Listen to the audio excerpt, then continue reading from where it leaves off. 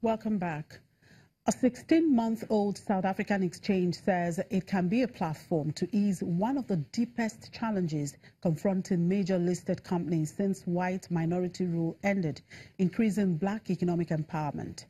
ZAX's goal is to be the specialized home of investment vehicles intended to spread wealth among black South Africans and help address economic inequalities lingering after the removal of apartheid in 1994. That objective was boosted in January when the Public Investment Corporation, which manages state workers' pensions and oversees about $150 billion in assets as Africa's largest fund manager, bought a 25% stake. The conundrum for major South African companies has been to ensure they continue to be recognized as supporting black economic empowerment, known locally as B, once disadvantaged groups that received stock sale on their holdings. Analysts say the exchange has an opportunity to provide impetus to B efforts by being a platform for long-term listing of empowerment entities set up by companies whose stock trades on the country's main exchange. And shareholders in mining company Petra Diamonds have approved a rights issue to raise about $170 million to help cut its debt burden, driving the share price around 5% higher. The company, which has suffered setbacks in Tanzania as well as production delays and strikes, had said there was a risk it could run low on working capital and breach its debt covenants if shareholders did not back the rights issue. The shareholders backed it by more than 99% at a special general meeting on Wednesday. Chief Executive Johan Dipner said the focus was on reducing gearing, lowering interest payments, and on consolidating progress. Petra Diamonds shares lost around half of their value last year after the company suffered delays in expansion projects, and in September, the Tanzanian government seized a consignment of diamonds.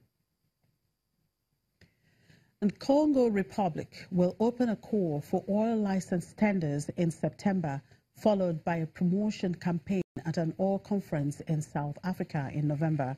The license round is expected to last until June 30, 2019. It follows a previous round in 2016 in which 30 international companies registered to participate.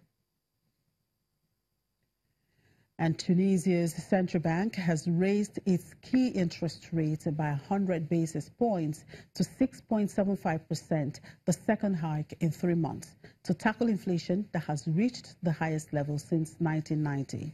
The bank's last rate increase was in March by 75 basis points. Annual inflation hit 7.7% in May. The International Monetary Fund said last month that anchoring inflation expectations through additional rate increases would be crucial if price pressures did not moderate quickly. Inflation is expected to reach to about 9% by the end of this year for the first time.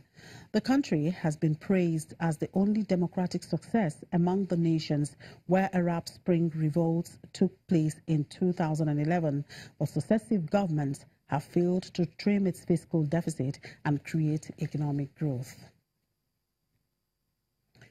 And South Sudan's cabinet has adopted a budget of 81.6 billion South Sudanese pounds, that's about $62 million, for the 2018 to 2019 fiscal year, an increase of 75% from the previous period. More than 4 years of civil war have destroyed South Sudan's economy.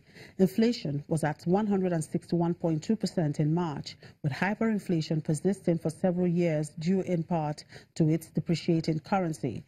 The government depends on crude oil, but output is less than half its pre-war level of 245,000 barrels per day. South Sudan secured independence from Sudan in 2011, but slid into civil war just 2 years later, following a dispute between President Salva Kiir and his former deputy, Riek Machar. As the conflict continues, many of the country's 12 million people are struggling to find enough to eat. Inflation has averaged 89% over the past 10 years, racing to a peak of 835.70% in October 2016.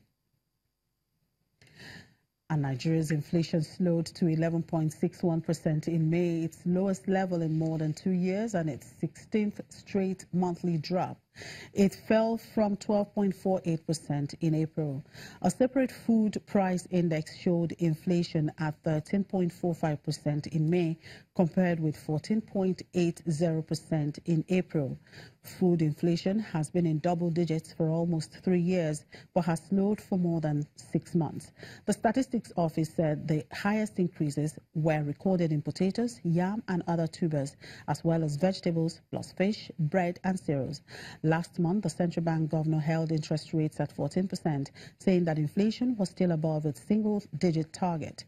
The bank said inflation could worsen again with the influx of cash from spending related to Nigeria's much-delayed 2018 budget. And Ghana and Ivory Coast will jointly decide on the volume and timing of cocoa exports by August for the 2019-2020 season in an effort to increase producer profits. The world's top 2 producers have also agreed to harmonize the forward sales of cocoa export contracts. Separately, Ghana will support 400,000 hectares of cocoa infected by swollen shoot disease, cocoa board, and its Ivorian counterparts. On the global ore scene, prices eased today, dragged down by rising output, although strong demand and a drop in U.S. fuel inventories provided the market with some support. Brent crude futures, the international benchmark for oil prices, were at $76.46 per barrel, down 28 cents from their last close. U.S. West Texas Intermediate crude futures were at $66.58 a barrel, down 6 cents from their last settlement. Prices were pulled down by another rise in U.S. oil production, which hit a weekly record of 10.9 million barrels per day last week. U.S. crude output has risen by almost 30% in the last 2 years, and it is now close to top global producer Russia, which produced 11.1 million barrels per day overall in the first 2 weeks of June. And finally, in metals market, gold prices inched lower today as the Federal Reserve forecast 2 more U.S. rate increases this year after raising rates on Wednesday, although lingering worries over tensions between Washington and Beijing prevented steeper losses. Spot gold was down 0.1% to $1,298 per ounce. It touched an over 1 week low of $1,292 an ounce in the previous session. U.S. gold futures for August delivery rose 0.1% to $1,302 per ounce. That's it on the program. Thank you very much for watching. I'm Chimezi Obi Iwago.